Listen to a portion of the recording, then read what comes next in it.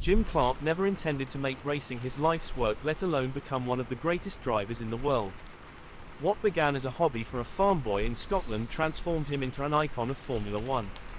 When the sport tragically took his life, the world mourned the loss of a beloved champion. Clark's unassuming nature combined with his unmatched driving talent made him a figure admired by fans and competitors alike.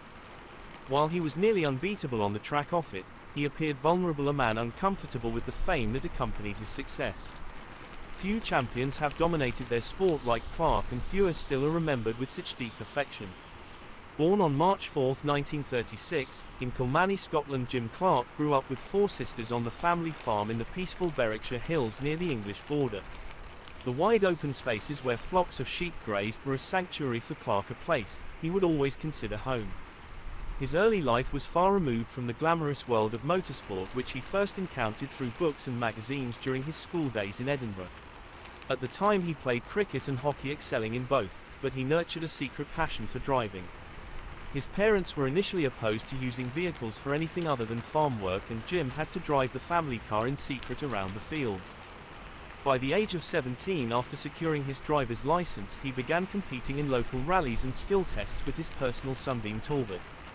His talent was undeniable, and despite his family's disapproval, Clark's friends encouraged him to continue. Although reluctant, he found himself drawn deeper into the world of motorsport, surprising even himself with his natural skill behind the wheel. Clark's big break came in 1958 when he raced a Lotus Elite Coupe at Brands Hatch, catching the attention of Lotus founder Colin Chapman. Chapman immediately saw Clark's potential and invited him to race a Lotus Formula Junior. From that moment, Clark's career trajectory skyrocketed, and by the end of the 1960 Formula One season he had earned a spot on Team Lotus. However, his introduction to the sport's darker side came swiftly. At the Belgian Grand Prix in 1960, Clark narrowly avoided the body of Chris Bristow, who had died in a crash only for his car to be splattered with blood. Shortly after, Clark's teammate and friend Alan Stacey was fatally struck by a bird. The twin tragedies shook Clark deeply, almost driving him to quit racing. However, despite his aversion to the Spa circuit where the accidents occurred, he went on to win there 4 times in a row. Clark's emotional resilience would be tested again in 1961 when a collision with Wolfgang von Trips at Monza resulted in the deaths of von Trips and 14 spectators. Though Clark was not at fault, the incident left him devastated, and once more he considered walking away from the sport. It was Colin Chapman's persuasion that kept him in the driver's seat as the bond between designer and driver grew stronger. Over the next 4 seasons, Clark's driving brilliance was only held back by the mechanical failures of the Lotus cars. In 1962, an oil leak cost him the championship in the final race. However, in 1963 everything clicked, and Clark won 7 out of 10 races, easily securing his first world title. Despite another late race mechanical issue costing him the championship in 1964, he returned in 1965 to claim his second world championship with 6 victories. Clark and Chapman shared a close, almost brotherly relationship. While Clark wasn't technically minded, Chapman admired his natural driving ability, humility and integrity. Even when the car wasn't performing at its best, Clark's innate talent allowed him to push it to its limits. He often claimed he didn't understand where his speed came from, but it was clear to everyone around him that he was a rare talent.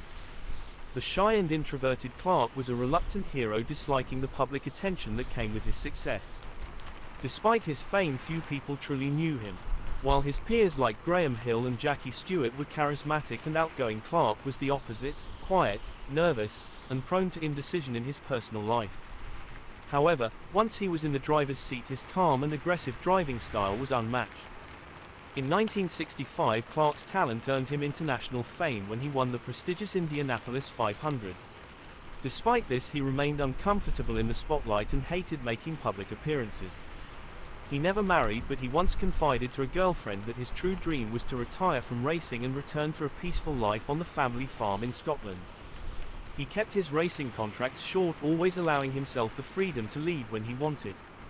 Clark nearly walked away from racing in 1966 when Lotus struggled to remain competitive, but his patience paid off in 1967 with a resurgence in form. In 1968 he won the first Grand Prix of the season, bringing his career total to 25 victories, surpassing the previous record held by Juan Manuel Fangio. His flawless driving record with so few mistakes or accidents made his sudden death in April 1968 all the more shocking. During a Formula 2 race at Hockenheim, Germany, a tire failure caused his Lotus to crash, killing Clark instantly. The motorsport world was devastated, and many felt that the heart of Formula 1 had been ripped away. Colin Chapman lost his closest friend, and Graham Hill remarked that it was Clark's smile he would miss most. Jim Clark's legacy is one of quiet brilliance, humility and unparalleled talent. Though he never sought the limelight, his achievements and character left an indelible mark on the world of motorsport. Clark's life was tragically cut short, but his memory endures as one of the greatest and most beloved champions in the history of Formula 1. His story is a poignant reminder that even the brightest stars can burn out far too soon, leaving behind a legacy that continues to inspire. Hello McLaren faithfuls.